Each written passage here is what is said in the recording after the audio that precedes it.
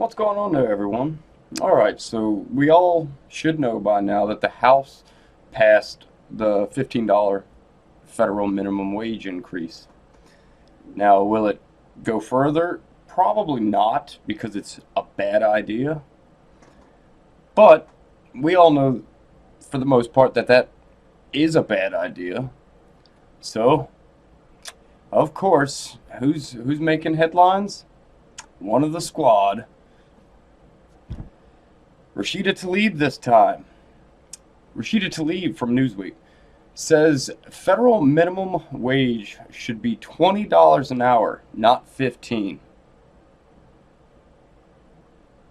These people are seriously trying to destroy our country, one way or another, whether it's their open borders policies or completely destroying the financial world with this type of malarkey. Let's get into the story here. While some lawmakers fight to raise the federal minimum wage to $15 an hour, Rashida Tlaib said that's not enough and it should be raised even higher. The freshman Democratic representative from Michigan said Sunday the minimum wage should be between $18 and $20 an hour. The House voted last week 231-199 to approve legislation that would raise the minimum wage to $15 an hour by the year 2025, according to The Hill. Though some cities around the country have already adopted their own version of wages set at $15 an hour, the current federal minimum wage is $7.25 an hour. Those who work based on tips, like waiters, bartenders, and other in service industry, have minimum wages set at $2.13 an hour. Tlaib was in Detroit on Sunday to support One Fair Wage, a Michigan organization that looks to raise the minimum wage to $12 in 2022 for non-tipped workers and $12 an hour in 2024 for tipped workers. The Congresswoman said the federal minimum wage should be much greater, especially tipped workers making just $2.13 an hour now. I'm just going to stop right there for a moment and see, these positions she's talking about, they're not supposed to be your average person's, like average adult's job.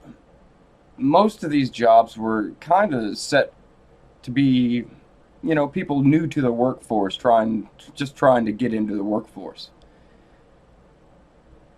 People that are older should look for better jobs, in my opinion.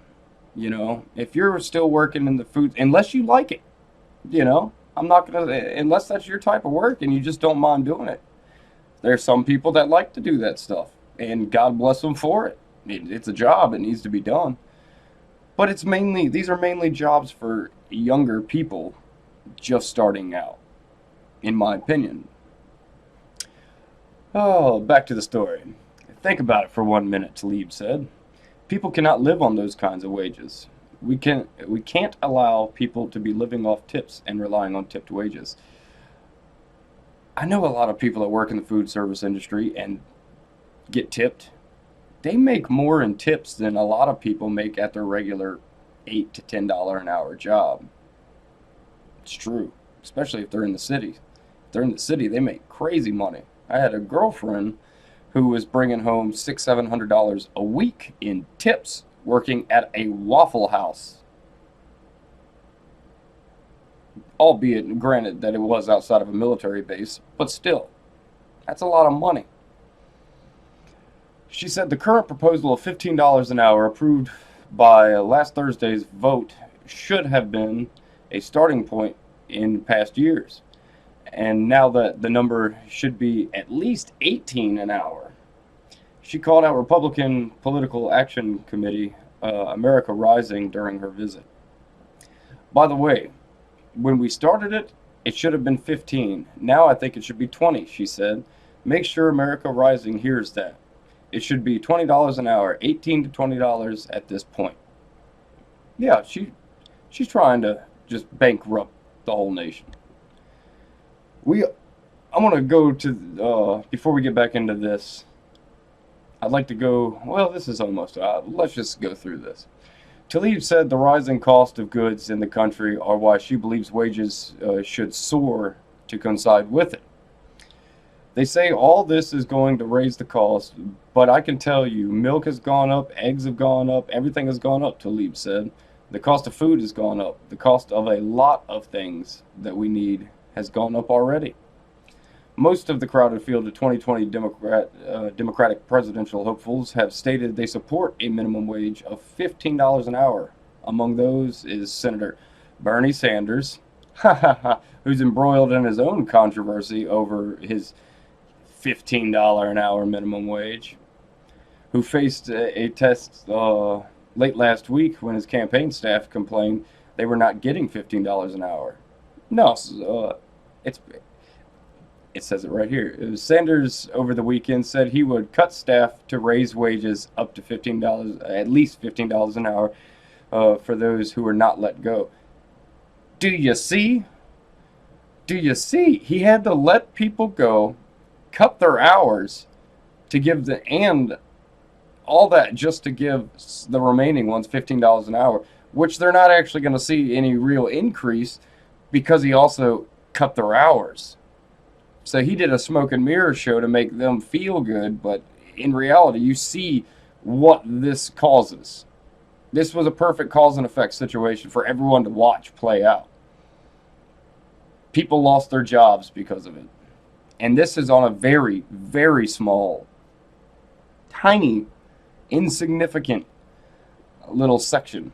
This is one man's campaign staff. He had to let people go because of a $15 an hour. That's crazy. Should a similar wage law pass Congress and get signed into law, business leaders would most likely have to make the same decision Sanders made. Okay, well, let's go over here to Forbes. They know a little bit more about the financial industry than I do. Report. A $15 minimum wage could lead to more than 1 million job losses by 2025. Ahead of a potential House vote, you can see this is a little bit old. Let's just try to find the meat. The CBO analyst lists some positives, such as a wage boost for 17 million workers and the number of people living below the poverty threshold falling by 1.3 million. It could prove a poisoned chalice, however, with the chance of 1.3 million workers will lose their job. The precise impact on employment remains uncertain, and there is a chance that no jobs will disappear, as well as a chance of up to 3.7 million job losses, resulting in that median estimate of 1.3 million. The report also looked into the impact of increasing the minimum wage to $12, and that scenario would result in a median job losses of 300,000 by 2025. And then they got a nice little infographic chart right here. But yeah, you have people that study the economy, study every little facet about it, and they're saying this is a bad idea because this is a bad idea. Like, I understand that it does suck if you're a grown person and you're working one of these jobs, like in the service industry or whatever, where you're getting paid tips or whatever. But you know, if you do your job very well, you will get tipped more. That's how tips work generally. I'm a pretty heavy tipper when I go out, just because it's nice to feel like you're brightening up someone's day. Although, like I said, a lot of these people bring home a lot of money per day. You know, tips are good. Like, working a tipped job can get you a lot of money. If you have charisma and a good attitude and you're on it, you're going to get tipped a lot, and you're going to make a lot by the end of the week. You're going to have a whole lot of money in your pocket, and that's tax-free. And on federal income taxes, most people in the service industry get bank. They get paid. The government hooks them up at the end of the year. I know that's not that pertinent, but still. But the fact of the matter is that these far leftists that are pushing for all these federal minimum wage increases aren't looking down the road. They're trying to pander to people's emotions. They like to hear stuff like that, you know. People like to hear. That's why I think Bernie Sanders and them got so much push in 2016, because he was promising free crap. But that's all it would be under them, is crap, because it's gonna impact you way more to the negative than it will the positive. Any of those policies, because nothing is free. Nothing is free. But they don't seem to get that. They don't, and that's what's kind of unnerving about these people, is they are in our government and they don't seem to understand simple things. They don't ever look forward. They look at what's happening right now. You got to kind of look towards the future, people, and we're not getting that out of the left. They are very impulsive. They do everything, it seems, on impulse. They're all just trying to buy your votes. That's what they're doing. They're just trying to buy votes, and they're going to buy a lot of simplistic thinking people's votes. You know, the herd mentality. They'll get the herd people. They will get the sheeple. That's for sure.